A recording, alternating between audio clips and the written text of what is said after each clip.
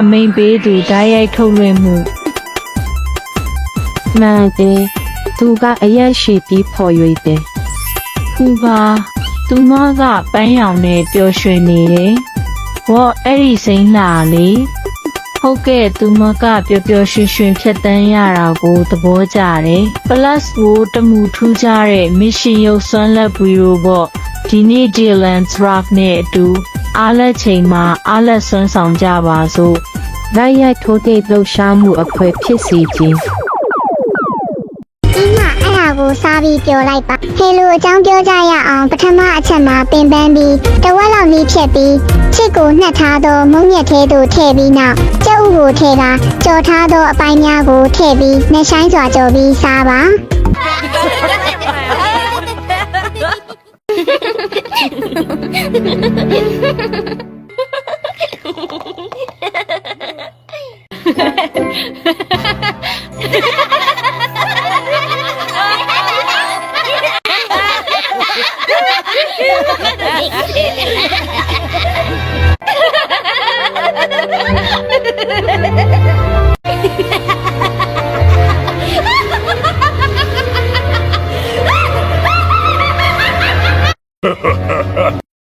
ကြိုက်လား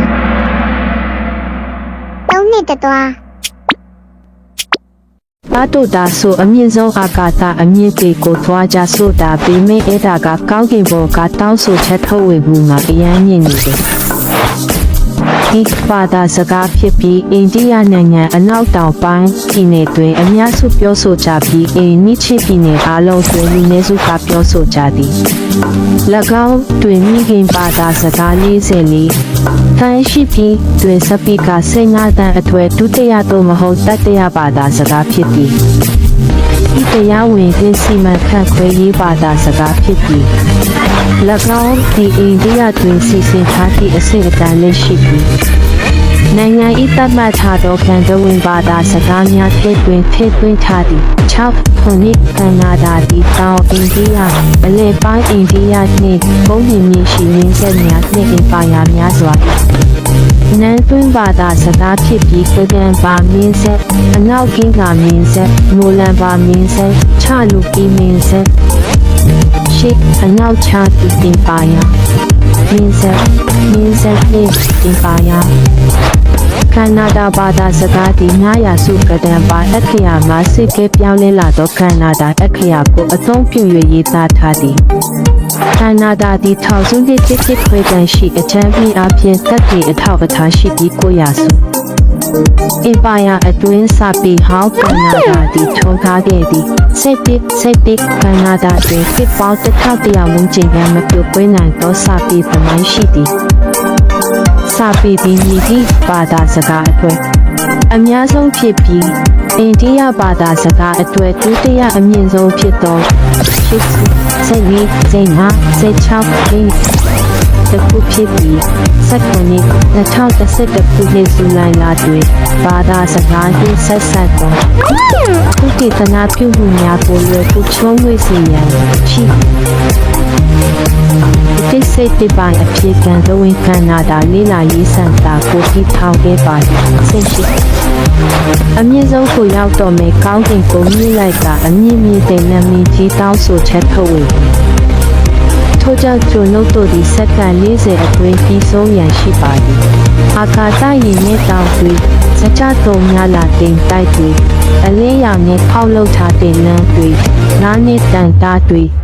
အတွင်းနံပါတ်3ညတစ်ကုတ်ကိုခြံထားပြီးစခရာတို့စကီယာတာကမဟုတ်အာကာသရဲ့အစိုးရရောက်သွားမယ်အရင်တုန်းကအတွေ့တွေကိုကြည့်နေတယ်နောက်ဆုံး30စက္ကန့်တာအမြင့်တွေကိုသွားကြဆိုတာပေမဲ့အဲ့ဒါကကောင်းကင်ဘုံကတောင်းဆိုချက်ထုတ်ဝေမှုမှာအရန်မြင့်နေတယ်ဒီဘာသာစကားဖြစ်ပြီးအိန္ဒိယနိုင်ငံအနောက်တောင်ပိုင်းပြည်နယ်တွင်အများစုပြောဆိုကြပြီးအိန္ဒိချစ်ပြည်နယ်အားလုံးတွင်လူနည်းစုကပြောဆိုကြသည်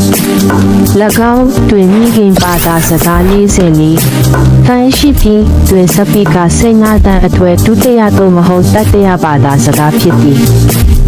ဒီတရားဝင်တွင်စီမံခန့်ခွဲရေးဘာသာစကားဖြစ်ပြီး၎င်းဒီအိန္ဒိယတွင်စီစဉ်ထားသည့်အဆင့်အတန်းလေးရှိပြီး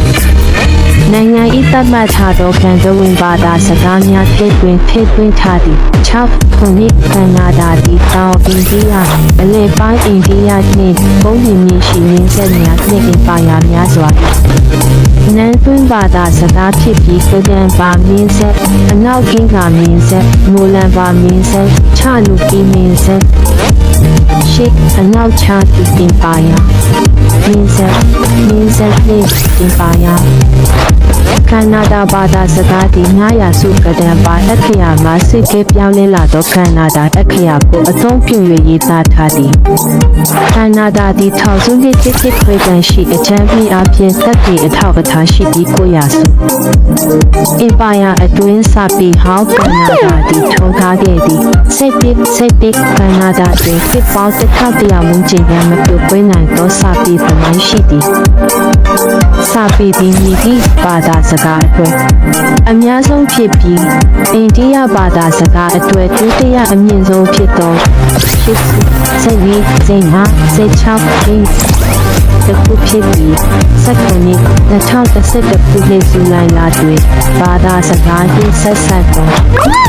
ဥပဒေနာပြုမှုများကိုလွယ်ကူချုံးဝေစေရန်ရှိဒီစိတ်တပိုင်းအဖြစ်ကံသဝင်ကန္နာဒါလေးလာရေးစံတာကိုထိထောင်ခဲ့ပါသည်ဆင့်ရှိအမြင့်ဆုံးကိုရောက်တော့မယ်ကောင်းကင်ကိုမြည်လိုက်တာအမြင့်မြင့်တဲ့နာမည်ကြီးတောင်းဆိုချက်ထုတ်ဝေ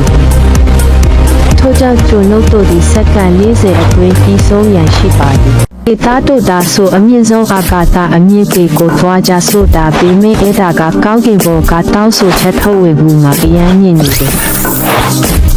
ဒီဘာသာစကားဖြစ်ပြီးအိန္ဒိယနိုင်ငံအနောက်တောင်ပိုင်းပြည်နယ်တွင်အများစုပြောဆိုကြပြီးအိန္ဒိယပြည်နယ်အားလုံးတွင်လူနည်းစုကပြောဆိုကြသည်၎င်းတွင်မိခင်ဘာသာစကား44ခိုင်းရှိပြီးတွင်စပီကာ15တန်းအထွေဒုတိယသို့မဟုတ်တတိယဘာသာစကားဖြစ်သည်ဒီတရားဝင်သင်စီမံခန့်ခွဲရေးဘာသာစကားဖြစ်ပြီး၎င်းဒီအိန္ဒိယတွင်စီစဉ်ထားသည့်အဆင့်အတန်းလေးရှိပြီးနိုင်ငံ၏သတ်မှတ်ထားသောကံကြဝင်ဘာသာစကားများထည့်သွင်းထားသည့်6ခုနှစ်ကန္နာဒါတီတောင်အိန္ဒိယအလယ်ပိုင်းအိန္ဒိယနှင့်ပုံမြင်မြင်ရှိရင်းဆက်များနှင့်အင်ပါယာများစွာနန်းသွင်းဘာသာစကားဖြစ်ပြီးကဒံပါမင်းဆက်အနောက်ကင်းကမင်းဆက်မိုလန်ပါမင်းဆက်ချလူကီမင်းဆက်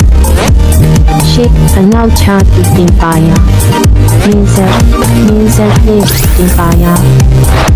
ကန္နာဒါဘာသာစကားဒီ900စုကဒံပါအခရာမှာစစ်ကဲပြောင်းလဲလာသောကန္နာဒါအခရာကိုအသုံးပြု၍ရေးသားထားသည်ကန္နာဒါဒီထောင်စုနှစ်တစ်ခွဲတန်ရှိအချမ်းပြီးအပြင်သက်တည်အထောက်အထားရှိပြီး900စုအင်ပါယာအတွင်းစပြီးဟောင်းကန္နာဒါဒီထုံထားခဲ့သည်စိတ်တစ်ကန္နာဒါတွင်ဖြစ်ပေါင်း1100ဝန်းကျင်ရမပြုတ်ပွဲနိုင်သောစပြီးသမိုင်းရှိသည်စပြီးဒီမိသည့်ဘာသာစကားအတွက်အများဆုံးဖြစ်ပြီးအိန္ဒိယဘာသာစကားအတွက်ဒုတိယအမြင့်ဆုံးဖြစ်သော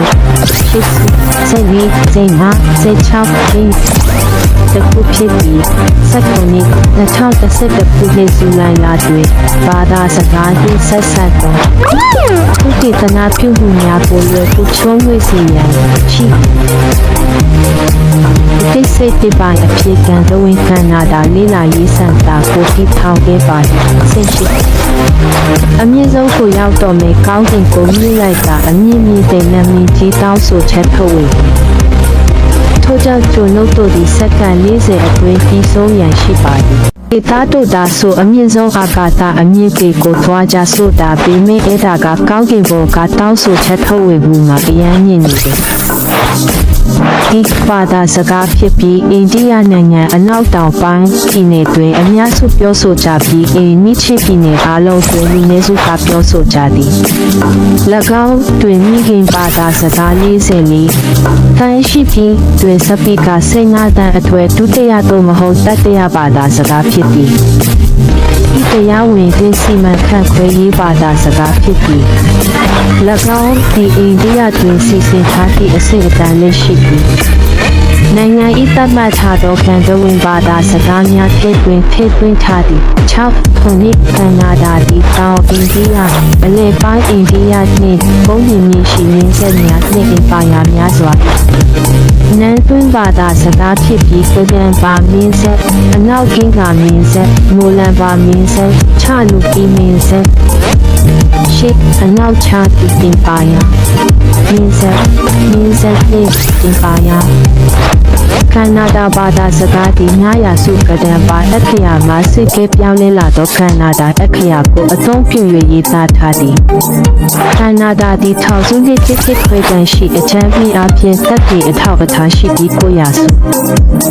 အင်ပါယာအတွင်းစပြီးဟောင်းကနဒါသည်ထုံထားခဲ့သည်စိတ်တစ်ကနဒါတွင်ဖြစ်ပေါင်း1100ဝန်းကျင်ရမပြုတ်ပွေးနိုင်သောစပြီးသမိုင်းရှိသည်စပြီးသည်မြည်သည့်ဘာသာစကားအတွက်အများဆုံးဖြစ်ပြီး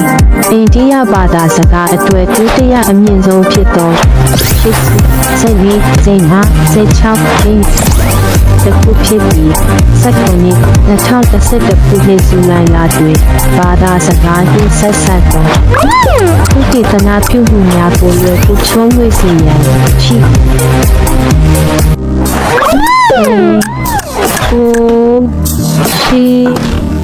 ခုနှစ်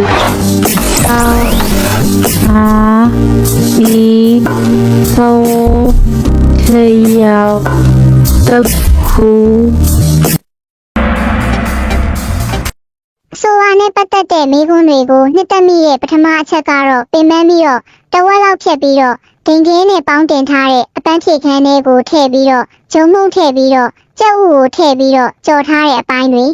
မြင့်ဆုံးအာကာသအမြင့်တွေကိုသွားကြဆိုတာပေမဲ့အဲ့ဒါကကောင်းကင်ဘုံကတောင်းဆိုချက်ထုတ်ဝေမှုမှာအရန်မြင့်နေတယ်ဒီဘာသာစကားဖြစ်ပြီးအိန္ဒိယနိုင်ငံအနောက်တောင်ပိုင်းပြည်နယ်တွင်အများစုပြောဆိုကြပြီးအိန္ဒိယပြည်နယ်အားလုံးတွင်လူနည်းစုကပြောဆိုကြသည်၎င်းတွင်မိခင်ဘာသာစကား44တန်ရှိပြီးတွင်စပီကာ15တန်အထွေဒုတိယသို့မဟုတ်တတိယဘာသာစကားဖြစ်သည်တရားဝင်တဲ့စီမံခန့်ခွဲရေးဘာသာစကားဖြစ်ပြီး၎င်းဒီအိန္ဒိယတွင်စီစဉ်ထားသည့်အစိတ်အတန်းလေးရှိပြီးနိုင်ငံဤသတ်မှတ်ထားသောကံတဝင်ဘာသာစကားများထည့်သွင်းထားသည်6ခုနှစ်ကနာဒါသည်တောင်အိန္ဒိယအလယ်ပိုင်းအိန္ဒိယနှင့်ပုံမြင်မြင့်ရှိရင်းဆက်များနှင့်အင်ပါယာများစွာနန်းသွင်းဘာသာစကားဖြစ်ပြီးကဒန်ပါမင်းဆက်အနောက်ကင်းကမင်းဆက်မိုလန်ပါမင်းဆက်ချလူကီမင်းဆက်ရှိအနောက်ချတီပင်ပါယာမင်းဆက်နှင့်အင်ပါယာကနဒါဘာသာစကားသည်900စုကဒန်ပါအခရာမှာစစ်ကဲပြောင်းလဲလာသောကနဒါအခရာကိုအသုံးပြု၍ရေးသားထားသည်ကနဒါသည်1000စုနှစ်တစ်ခွဲတန်ရှိအချမ်းပြီးအပြင်သက်တည်အထောက်အထားရှိပြီး900စုအင်ပါယာအတွင်းစပြီးဟောင်းကနဒါသည်ထုံထားခဲ့သည်စိတ်တစ်ကနဒါတွင်ဖြစ်ပေါင်း1100ဝန်းကျင်ရမပြုတ်ပွေးနိုင်သောစပြီးသမိုင်းရှိသည်စပြီးဒီမြည်သည့်ဘာသာစကားအတွက်အများဆုံးဖြစ်ပြီးအိန္ဒိယဘာသာစကားအတွက်ဒုတိယအမြင့်ဆုံးဖြစ်သော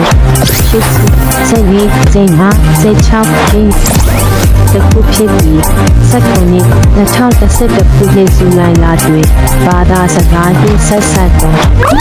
ကုသတနာပြုမှုများကိုလွယ်ကူချုံးဝေစေရန်ရှိ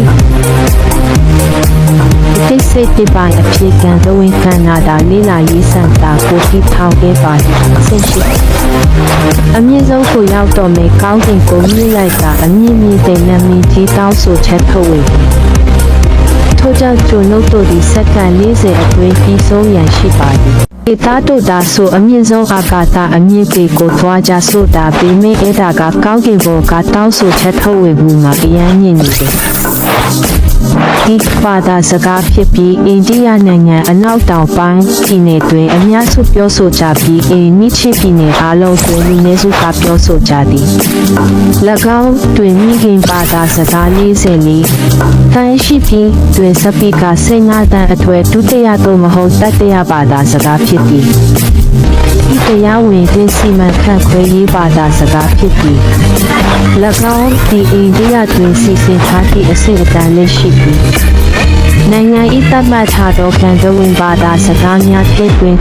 ထားသည့်6ခုနှစ်ကနဒါသည်တောင်အိန္ဒိယအလယ်ပိုင်းအိန္ဒိယနှင့်ပုံနှင့်မြင့်ရှိရင်းဆက်များနှင့်အင်ပါယာများစွာနန်းသွင်းဘာသာစကားဖြစ်ပြီးကဒန်ဘာမင်းဆက်အနောက်ကင်းကမင်းဆက်မိုလန်ဘာမင်းဆက်ချလူကီမင်းဆက်ရှိအနောက်ချသူအင်ပါယာမင်းဆက်နှင့်အင်ပါယာကနဒါဘာသာစကားသည်900စုကဒန်ဘာအခရာမှာစစ်ကဲပြောင်းလဲလာသောကနဒါအခရာကိုအသုံးပြု၍ရေးသားထားသည်ကနဒါသည်1200တစ်ခွဲတန်ရှိအချမ်းပြီးအပြင်သက်တည်အထောက်အထားရှိပြီး900စုအင်ပါယာအတွင်းစပြီးဟောင်းကနဒါသည်ထုံထားခဲ့သည်စိတ်တစ်ကနဒါတွင်ဖြစ်ပေါင်း1100ဝန်းကျင်ရမပြုတ်ပွေးနိုင်သောစပြီးသမိုင်းရှိသည်စပြီးသည်မြည်သည့်ဘာသာစကားအတွက်အများဆုံးဖြစ်ပြီးအိန္ဒိယဘာသာစကားအတွက်ဒုတိယအမြင့်ဆုံးဖြစ်သောတခုဖြစ်ပြီး2011ခုနှစ်ဇူလိုင်လတွင်ဘာသာစကားနှင့်ဆက်ဆက်သောသုတေသနပြုမှုများကိုလွယ်ကူချောမွေ့စေရန်ရှိဒီစိတ်တိပိုင်းအဖြစ်ကံသဝင်ခန္ဓာတာလေးလာရေးစံတာကိုတည်ထောင်ခဲ့ပါသည်စိတ်ရှိအမြင့်ဆုံးကိုရောက်တော့မယ်ကောင်းကင်ကိုမြင့်လိုက်တာအမြင့်မြင့်တဲ့နာမည်ကြီးတောင်းဆိုချက်ထုတ်ဝေထို့ကြောင့်ကျွန်ုပ်တို့ဒီစက္ကန့်40အတွင်းပြီးဆုံးရန်ရှိပါသည်ဒီသားတို့သာဆိုအမြင့်ဆုံးအာကာသအမြင့်ပေကိုသွားကြဆိုတာပေမဲ့အဲ့ဒါကကောင်းကင်ဘုံကတောင်းဆိုချက်ထုတ်ဝေမှုမှာအရန်မြင့်နေတယ်ဒီဘာသာစကားဖြစ်ပြီးအိန္ဒိယနိုင်ငံအနောက်တောင်ပိုင်းပြည်နယ်တွင်အများစုပြောဆိုကြပြီးမြစ်ချပြည်နယ်အားလုံးတွင်လူနည်းစုကပြောဆိုကြသည်၎င်းတွင်မိခင်ဘာသာစကား44တန်ရှိပြီးတွင်စပီကာ15တန်အထွေဒုတိယသို့မဟုတ်တတိယဘာသာစကားဖြစ်သည်ဤတရားဝင်သင်းစီမံခန့်ခွဲရေးဘာသာစကားဖြစ်ပြီး၎င်းဒီအိန္ဒိယတွင်စီစဉ်ထားသည့်အဆင့်အတန်းလေးရှိပြီးနိုင်ငံ၏သတ်မှတ်ထားသောကံကြဝင်ဘာသာစကားများထည့်သွင်းထားသည့်6ခုနှစ်ကနဒါသည်တောင်အိန္ဒိယအလယ်ပိုင်းအိန္ဒိယနှင့်ပုံနှင့်မြင့်ရှိရင်းဆက်များနှင့်အင်ပါယာများစွာနန်းသွင်းဘာသာစကားဖြစ်ပြီးကဒန်ဘာမင်းဆက်အနောက်ကင်းကမင်းဆက်မိုလန်ဘာမင်းဆက်ချလူကီမင်းဆက်ရှိအနောက်ချသူအင်ပါယာမင်းဆက်နှင့်အင်ပါယာကနဒါဘာသာစကားသည်900စုကဒန်ဘာအခရာမှာစစ်ကဲပြောင်းလဲလာသောကနဒါအခရာကိုအသုံးပြု၍ရေးသားထားသည်ကနဒါသည်1200တစ်ခွဲတန်ရှိအချမ်းပြီးအပြင်သက်တည်အထောက်အထားရှိပြီး900စုအင်ပါယာအတွင်းစပြီးဟောင်းကနဒါသည်ထုံထားခဲ့သည်စိတ်တစ်ကနဒါတွင်ဖြစ်ပေါင်း1100ဝန်းကျင်ရမပြုတ်ပွေးနိုင်သောစပြီးသမိုင်းရှိသည်စပြီးသည်မြည်သည့်ဘာသာစကားအတွက်အများဆုံးဖြစ်ပြီးအိန္ဒိယဘာသာစကားအတွက်ဒုတိယအမြင့်ဆုံးဖြစ်သောတခုဖြစ်ပြီး2011ခုနှစ်ဇူလိုင်လတွင်ဘာသာစကားနှင့်ဆက်ဆက်သောရှိခုနှစ်ဒီထရောက်တခု ဆိုဝါနဲ့ပတ်သက်တဲ့မိကွန်းတွေကိုနှစ်သက်မိရဲ့ပထမအချက်ကတော့ပင်ပန်းပြီးတော့တဝက်လောက်ဖြတ်ပြီးတော့ဒင်ကင်းနဲ့ပေါင်းတင်ထားတဲ့အပန်းဖြေခန်းလေးကိုထည့်ပြီးတော့ဂျုံမှုန့်ထည့်ပြီးတော့ကြက်ဥကိုထည့်ပြီးတော့ကြော်ထားတဲ့အပိုင်းတွေဖွေးမှုတွေကြော်ထားသောအစာများကျချေများရှိသည်ယခုအချိန်ဒီကျွန်ုပ်တို့အတွက်အချိန်ဖြစ်သည်စင်ပေါ်တက်ပါနောက်တစ်ချိန်တွေ့မယ်ပြန်ရောက်တဲ့အခါဒီစနေကြီးများကိုတိုက်ရိုက်အတူမို့ကိုလက်ခံပြပါပါနောက်မှတွေ့မယ်